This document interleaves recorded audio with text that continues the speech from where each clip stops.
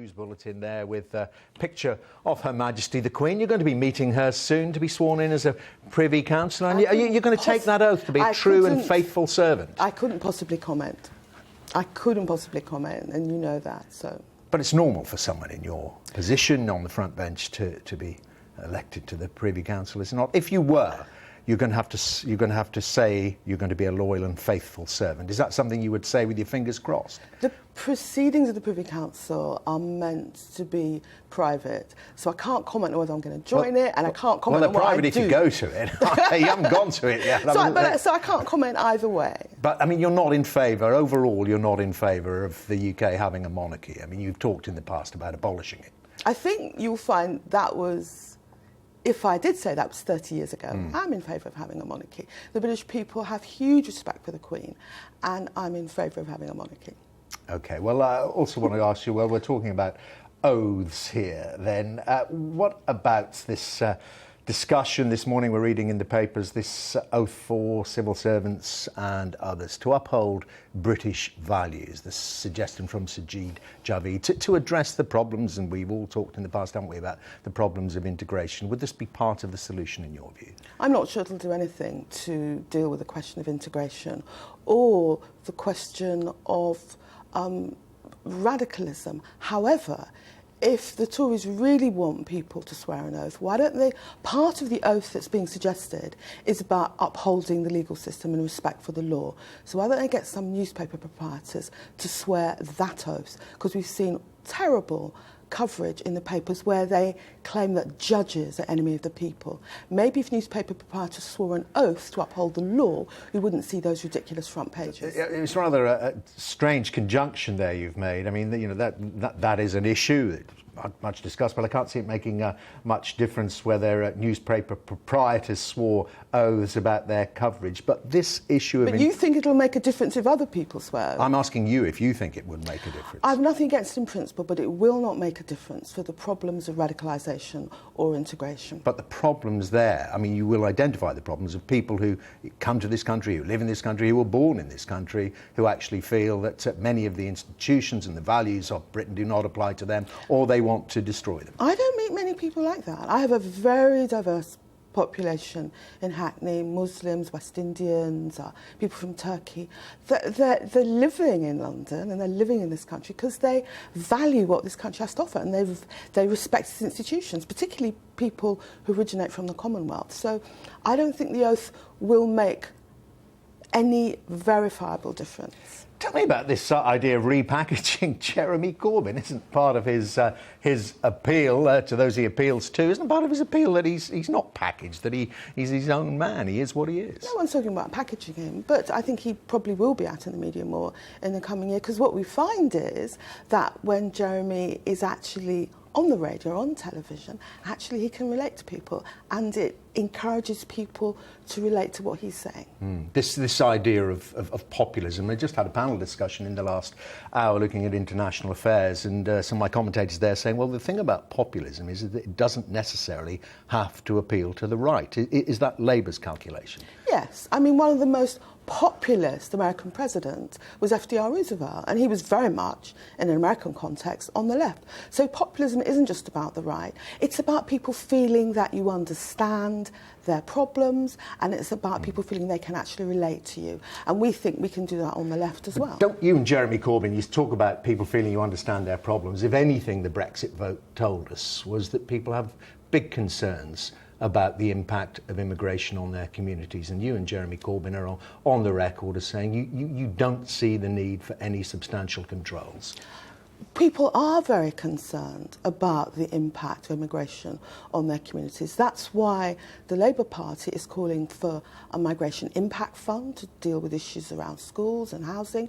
And in particular, we want to crack down on employers who are exploiting immigrants by beefing up the Factories Inspectorate, by enforcement of the minimum wage, by doing away with exploitative zero-hours contracts. So we take those things extremely seriously. But it does no good to scapegoat immigrants. But no restriction of numbers there. You've said it. You will have a mitigation fund. You will put more money into areas where there are high levels of immigration and impact on public services. But still that free movement, certainly within the European Union or whatever relationship we have with the European Union. Well, on the question of free movement, nobody supports free movement, but it is a fact that in the EU, free movement is one of the 4 pillars. It's part of the treaty.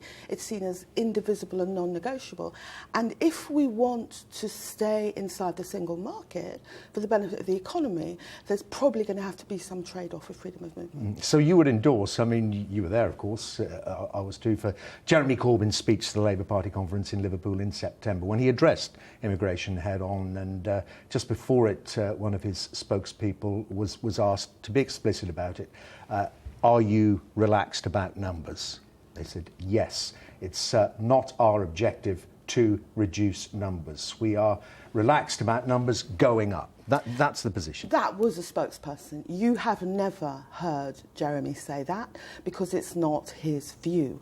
What we believe is if we bear down on exploitation, we will bear down on levels of migration. But setting numerical targets has not worked. The Tories have done it for 6 years now, and immigration's at record levels. We want to deal with the underlying issues in communities. But you want to see the economy keep growing. If the economy keeps growing, it's going to attract more people here. You therefore would be relaxed about the numbers going up if that were the case, if that were the cause? Well, one reason why immigrants have come here in the past is because some British workers don't have the right skills. We're really committed to putting money into education and skills training, and that's another way you bear down on the numbers of immigrants. But as I say, we shouldn't be scapegoating immigrants. But it is a party problem, isn't it? Because we hear from other members, prominent members of your party, the likes of Hilary Benn, Keir Starmer, Andy Burnham, the list goes on, that's saying, well, yes, we do have to do something about the numbers. Of course we're going to do something about the numbers, and we're going to do it by the sort of skills training, which will mean employers won't have to bring so many immigrants in, and by bearing down at the other end of the scale on exploitation, which again should bear down on numbers. Nobody takes the issues around people's concerns that led them to vote for Brexit lightly. We're just seeking to address them in a way that will work. So would you endorse, I mean, it was Gordon Brown formulated it, wasn't it? British jobs for British workers. This is your ambition. That's what you're saying. That was Gordon Brown, this is me. I'm saying that we have to put the economy and jobs and our standard of living first, that we won't scapegoat immigrants. In fact, we think Theresa May should guarantee the position of EU migrants who are currently here. We want what's good for Britain, good for the economy, but we're not about scapegoating people and blaming immigrants for the failures of Tory policy on health and housing. All right. Do you think the current number of strikes are good for Britain and good for the economy? We haven't heard much from the Labour front bench about the disruption that's been caused in this run-up to Christmas by the rail strikes, ones on some airlines, the postal workers. Would you like to say, well, perhaps you ought to think about the public you serve? Of course we think about the public we serve, and of course these strikes are going to be very disastrous if they all go ahead for the public over Christmas time. But people do have a legal right to strike. It's not my role to second-guess decisions of trade union leadership. But in relation to Southern in particular, Southern has been a catastrophe. We need to take that franchise away from Southern and give it to the Mayor of London. OK, I just want to play to you. I talked to the chair of the Public Accounts Committee, your colleague in the party, Meg Hillier, and this is what she had to say about the strikes. I think it's absolutely right, people should have the right to strike, but I think it is a very unfortunate combination for people travelling, workers, at a particularly difficult time of year.